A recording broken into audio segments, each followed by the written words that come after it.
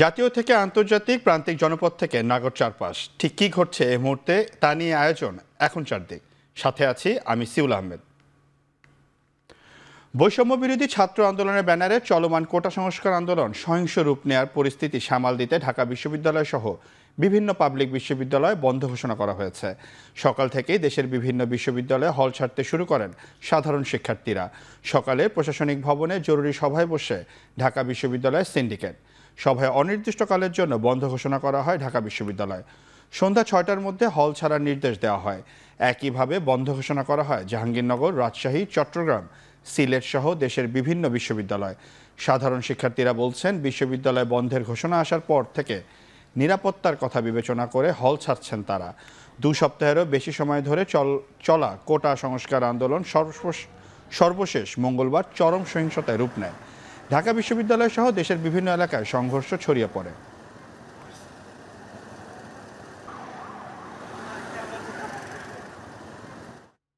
এদিকে ঢাকা বিশ্ববিদ্যালয় প্রশাসনের সিদ্ধান্ত অনুযায়ী সন্ধ্যার মধ্যে হল না ছাড়লে ব্যবস্থা নেওয়া হবে বলে জানিয়েছেন র্যাবের মিডিয়া উইংয়ের মুখপাত্র লেফটেন্যান্ট কর্নেল মুনিম ফেরদৌস।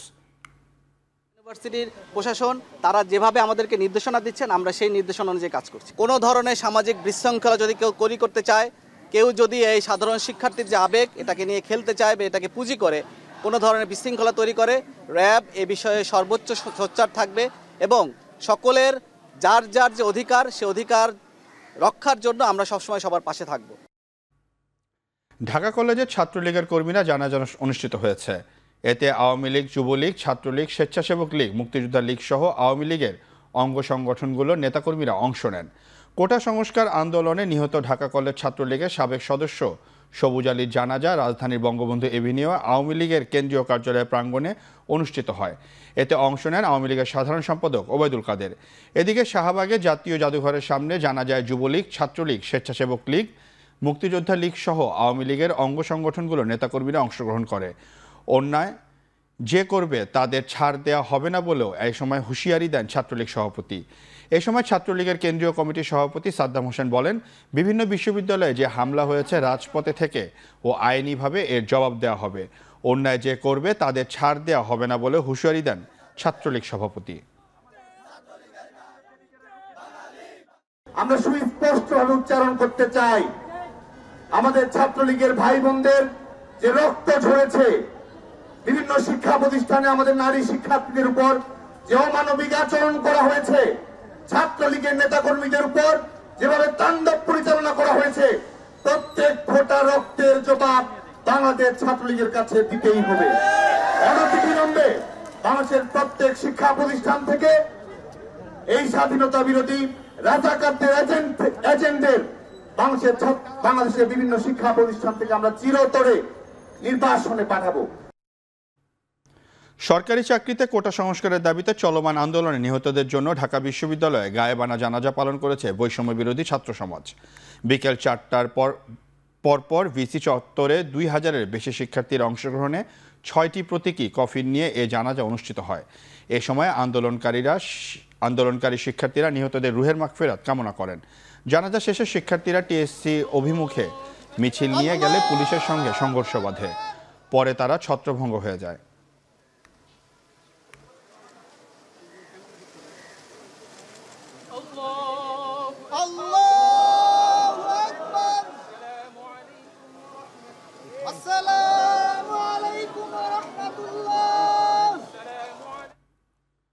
কোটা সংস্কারের দাবিতে আন্দোলনে নিহত শিক্ষার্থীদের গায়েবানা জানাজা ও কফিন মিছিল অনুষ্ঠিত হয় বিভিন্ন শিক্ষা প্রতিষ্ঠানের সামনে। এ সময় শিক্ষার্থীরা নিহত শিক্ষার্থীদের হত্যার বিচারের দাবি জানান। দুপুরে রাজধানীর আফতাবনগরে ইস্ট ওয়েস্ট বিশ্ববিদ্যালয়ের সামনে আন্দোলনে নিহত শিক্ষার্থীদের গায়েবানা জানাজা পড়ে বিভিন্ন স্কুল কলেজের শতাধিক শিক্ষার্থী। জানাজা শেষে শিক্ষার্থীরা জানান, তাদের যৌক্তিক আন্দোলনে হামলা করা হয়েছে, রাজনৈতিক ইস্যু হিসাবে তুলে ধরেছে অনেকে। এ সময় কোনো প্রকার গুজবে কান না দেওয়ার কথা জানান শিক্ষার্থীরা।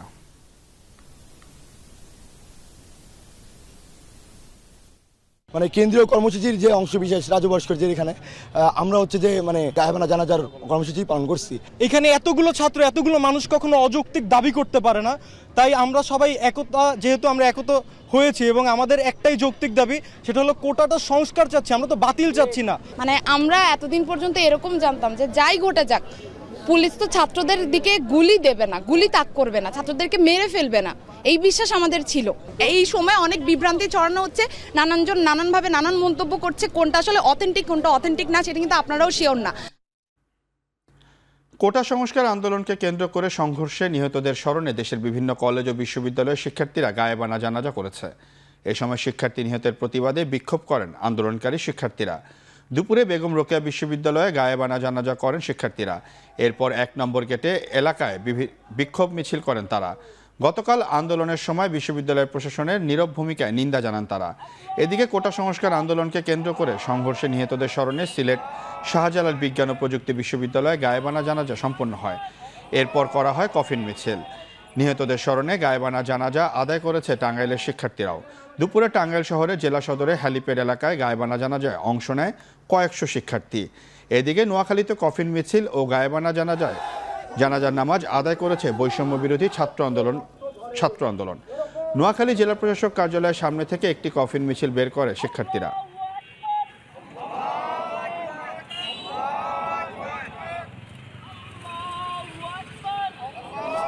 রক্ত বেরিয়ে যায়, এরা যে ক্লাসরুমে ঢুকবে, এদের কাছ থেকে স্টুডেন্টরা কি শিক্ষা গ্রহণ করবে? আমাদের এটা দাবি। সাধারণ শিক্ষার্থীদের নিরাপত্তার স্বার্থে সন্ত্রাস ও দখলদারিত্বমুক্ত ক্যাম্পাস নিশ্চিত করতে হবে। আমাদের এই দাবি না মানা পর্যন্ত আমরা মাঠে অবস্থান করব। আমরা এই হত্যাকাণ্ডের তীব্র নিন্দা জানাই, আমরা বিচার বিভাগীয় তদন্ত চাই। কোটা সংস্কার আন্দোলন এখন আর সাধারণ শিক্ষার্থীদের নিয়ন্ত্রণে নেই বলে মন্তব্য করেছেন আওয়ামী লীগের সাধারণ সম্পাদক ওবায়দুল কাদের। এই আন্দোলন এখন রাজনৈতিক আন্দোলনের রূপ নিয়েছে। সারা দেশের আওয়ামী লীগের সব নেতাকর্মীদের এই আন্দোলন মোকাবেলায় ওয়ার্ডে ওয়ার্ডে প্রস্তুত থাকারও নির্দেশ দেন তিনি। ঢাকা জেলা ও ঢাকা মহানগর আওয়ামী লীগের নেতৃবৃন্দের সঙ্গে মতবিনিময় সভায় প্রধান অতিথির বক্তব্যে ওবায়দুল কাদের বলেন, বিএনপি জামাত আন্দোলনে অংশ নিয়ে ছাত্রলীগের উপর হামলা করেছে, ছাত্রলীগের নেতাকর্মীদের গভীর রাতে হল থেকে বের করে দিয়েছে। তিনি আরও বলেন, আওয়ামী লীগের নেতাকর্মীরা এর বিরুদ্ধে প্রতিরোধ গড়ে তুলবে। এই আন্দোলন বিএনপির রাজনৈতিক উদ্দেশ্যে হাসিলের জন্য সাধারণ শিক্ষার্থীদের উস্কানি দিয়েছে। শিক্ষার্থীদের আন্দোলন থেকে বিরত থাকতে অভিভাবকদের প্রতি অনুরোধ জানান ওবায়দুল কাদের।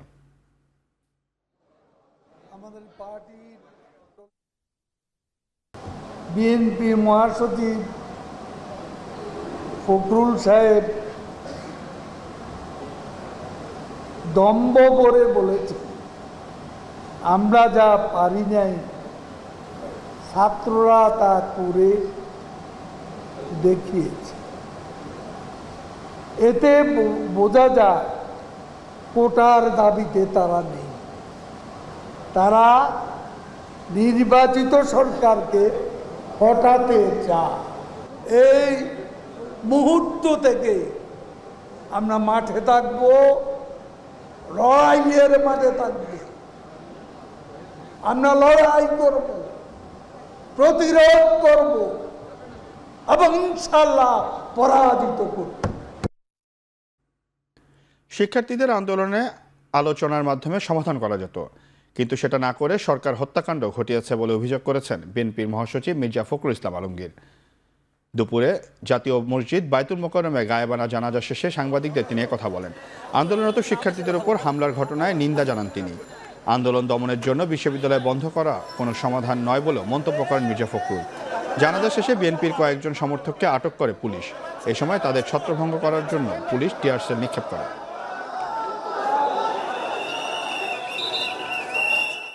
ছাত্রদের একটা ন্যায়সঙ্গত দাবি শুধু কোটার ব্যাপারে, এটা তারা আলাপ আলোচনার মধ্যেই শেষ করতে পারত, কিন্তু শুধুমাত্র তারা জেদের কারণে আজকে তারা এই একটা হত্যাকাণ্ড ঘটিয়েছে এবং হত্যাকাণ্ডের তীব্র প্রতিবাদ আমরা জানিয়েছি। আজকেও আমরা এই গায়েবী জানাজাতে আমরা এখানে এসেছিলাম। আপনারা দেখেছেন কিভাবে এই সমস্ত এই মসজিদেও তারা কিভাবে এটাকে তার এন্ট্রিকে বন্ধ করে দিয়ে আমাদের এখানে গায়েবী জানাতে তারা বিভিন্নভাবে বাধা প্রদান করেছে। এখন চারদিক থেকে নিচ্ছে একটি বিরতি, ফিরছে একটু পরে।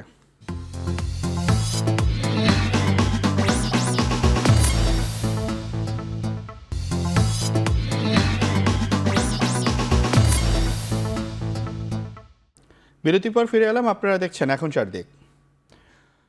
ধর্মীয় ভাবগম্ভীর্যের মধ্য দিয়ে পবিত্র আশুরা পালন করেছে শিয়া ধর্মাবলম্বী মুসল্লিরা। নানা আয়োজনের মধ্য দিয়ে দিনটিতে শোক পালন করেছেন তারা। স্মরণ করেছেন ফেরাত নদীর তীরবর্তী কারবালার শোকবহ স্মৃতি। বুধবার সকালে পুরান ঢাকার হোসনে দালান থেকে তাজিয়া মিছিল বের করে ইমামবাড়া কর্তৃপক্ষ। এ সময় তারা হাই হোসেন হাই ইমাম প্রতিধ্বনি তোলেন। ঐতিহ্য অনুযায়ী হাজারো শিয়া ধর্মাবলম্বীদের অংশগ্রহণের মিছিল রাজধানীর বিভিন্ন সড়ক প্রদক্ষিণ করেন। যে কোনো ধরনের অনাকাঙ্ক্ষিত ঘটনা এড়াতে তাজিয়া মিছিলকে কেন্দ্র করে সব ধরনের নিরাপত্তা ব্যবস্থা গ্রহণ করেছে ঢাকা মেট্রোপলিটন পুলিশ। ইমাম হোসেনের তাদের পরিবারের জন্য আমরা এখানে শোক পালনের জন্য এসেছি। গেছে বছর নাতিনের লেগা মানছি, অসুখ ছিল, অসুখ আল্লাহ মাফ করছে, এবার ঠান্ডা করে দেব। ইমাম হোসেনের জন্য শোক মিছিল আজকে। এই পূর্ব থেকে আমার দাদারা চাচারা ওনারাও আসতো, আমরাও আছি। এই তাজিয়া মিছিল তার নির্দিষ্ট পথ অতিক্রম করে বেলা 1:30টার দিকে এটা ঝিগাতলা কারবালা নামক স্থানে শেষ হবে। যথাযথ ধর্মীয় মর্যাদা ও ভাবগম্ভীর্যের মধ্য দিয়ে সারা দেশে পালিত হচ্ছে পবিত্র আশুরা। দিবসটি ঘিরে দেশের বিভিন্ন স্থানে আলোচনা সভার পাশাপাশি তাজিয়া মিছিল করেন শিয়া ধর্মাবলম্বীরা। সকালে চট্টগ্রামের সদরঘাটের ইমামবাড়া জামে মসজিদে কারবালার শোকগাথা নিয়ে আলোচনা করা হয়। পরে সেখান থেকে শুরু হয় তাজিয়া বা শোক মিছিল, যাতে অংশ নেন শিয়া সম্প্রদায়ের শত শত নারী পুরুষ। এই সময় কারবালা যুদ্ধের প্রতীকী নিশান ও ইমাম হোসেনের প্রতীকী কফিন বহন করেন তারা। পরে শোক মিছিলটি শহরের বিভিন্ন সড়ক প্রদক্ষিণ করে খুলনার পবিত্র আশুরা উপলক্ষে নগরীর সাউথ সেন্ট্রাল রোডের ইমামবাড়া মসজিদে আলোচনা সভা অনুষ্ঠিত হয়। পরে কালো পোশাক ও বিভিন্ন নিশানা নিয়ে শোক র্যালিতে অংশ নেন শিয়া সম্প্রদায়ের অনুসারীরা। এছাড়া বরিশাল, রংপুর সহ দেশের বিভিন্ন এলাকায় কারবালার ইতিহাস থেকে অন্যায়ের কাছে মাথা নত না করার শিক্ষা গ্রহণের কথা জানান অংশগ্রহণকারীরা।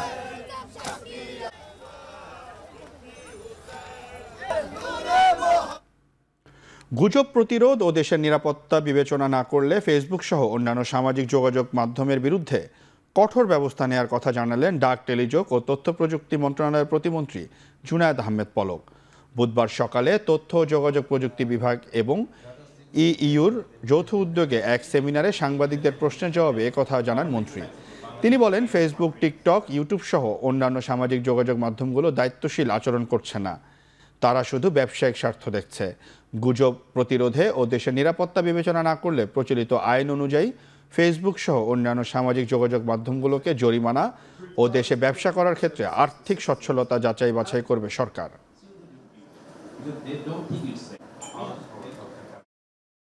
সোশ্যাল মিডিয়াতে কিন্তু খুব মারাত্মকভাবে ক্ষোভ এবং ঘৃণা, সহিংসতার মূলক বিভিন্ন ধরনের কন্টেন্ট আমরা লক্ষ্য করছি।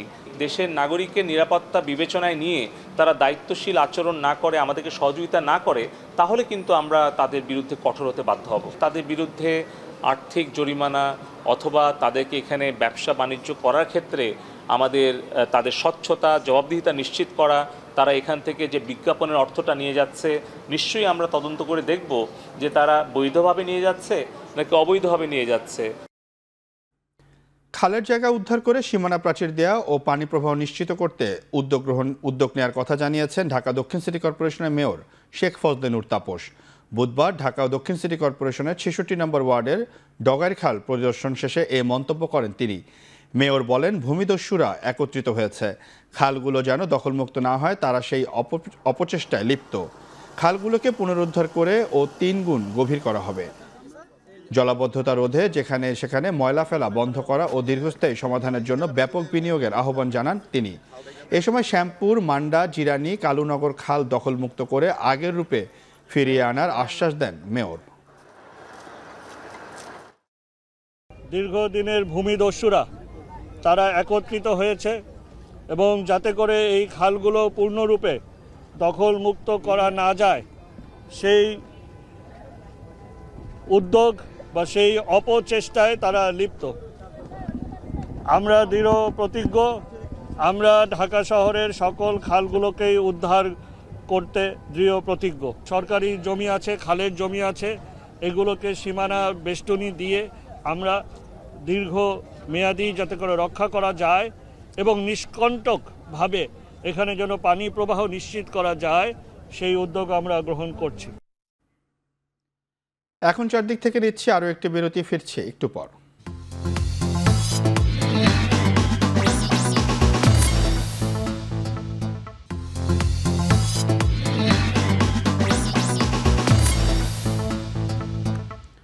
বিরতির পর আবারও ফিরে এলাম, আপনারা দেখছেন এখন চারদিক। ওমান উপকূলে একটি তেলবাহী ট্যাঙ্কার ডুবে নিখোঁজ 16 জন নাবিকের সবাই। এদের মধ্যে 13 জনই ভারতের নাগরিক, বাকিরা শ্রীলঙ্কান। ওমানের মেরিটাইম সিকিউরিটি সেন্টার জানিয়েছে আফ্রিকান দক্ষিণ পূর্বাঞ্চলীয় দেশ কমোরোসের পতাকাবাহী ছিল প্রেস্টিজ ফ্যালকন নামের ট্যাঙ্কারটি, যাচ্ছিল ইয়ামেনের বন্দরনগরী এডেনে। পথে ওমানের বন্দরনগরী দুকামের কাছে ডুবে যায় সেটি। ওমানের দক্ষিণ পশ্চিম উপকূলীয় শহর দুকামে অবস্থিত দেশটির প্রধান তেল ও গ্যাস ক্ষেত্র, তেল ও পরিশোধনাগার ও সর্ববৃহৎ শিল্পাঞ্চল। তেলবাহী ট্যাঙ্কার ডুবে তেল বা উপাজাত সাগরে ছড়িয়ে পড়ার শঙ্কা রয়েছে কিনা তা এখনও নিশ্চিত নয়। 2017 সালে নির্মিত 117 মিটার দীর্ঘ নৌযানটি ডুবে যাওয়ার কারণ জানা যায়নি।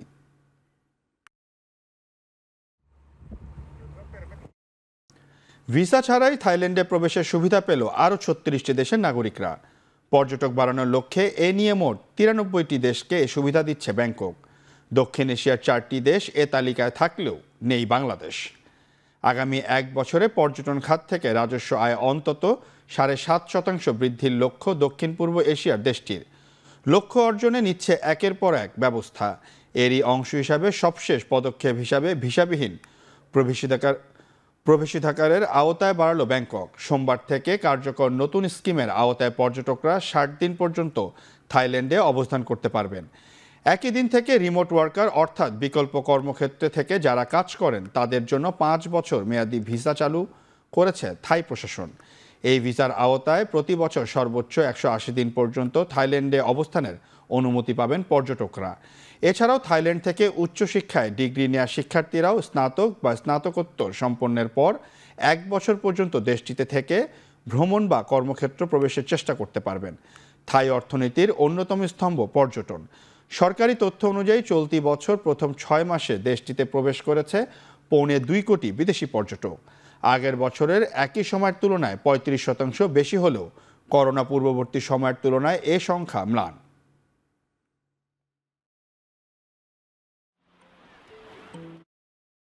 শেষ করছি এখন চারদিক।